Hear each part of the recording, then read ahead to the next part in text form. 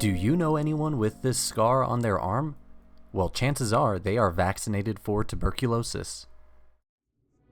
We're going to be talking about the BCG vaccine, or the Bacillus calmette-guérin vaccine. This is a vaccine against tuberculosis, which is a really nasty bacterial infection of the lungs that kills so many people across history. BCG is a live attenuated vaccine, which means that we don't use tuberculosis, but we use its safer cousin, Mycobacterium bovis, as a way to prime your immune system. So if you ever actually encounter tuberculosis, it's ready to fight it off. Huh?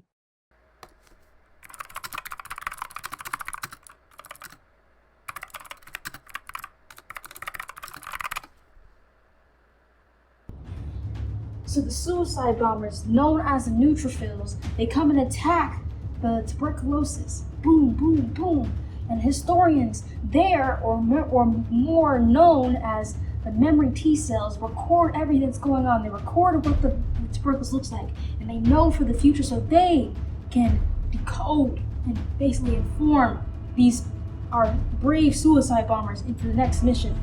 And we have our Kirby's, which are macrophages, and they come clean up the mess of the dead, which is the tuberculosis and the suicide bombers neutrophils that we had. They had made up this pus. This is basically all the pus in the area.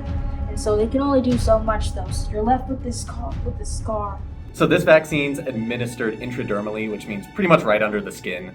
And this causes a localized infection where your body comes to recognize this Mycobacterium bovis, and this helps your body defend against the real Mycobacterium tuberculosis that causes TB in humans.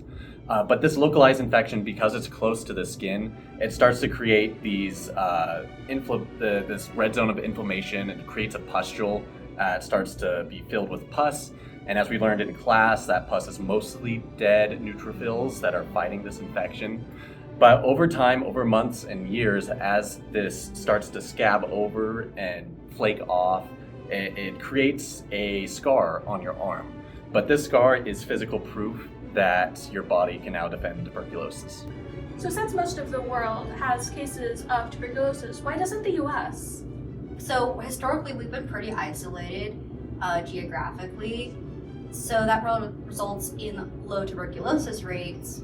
So what places is the BCG vaccine very common? Where do they need this? Africa, Latin America, Central Asia, and East Asia.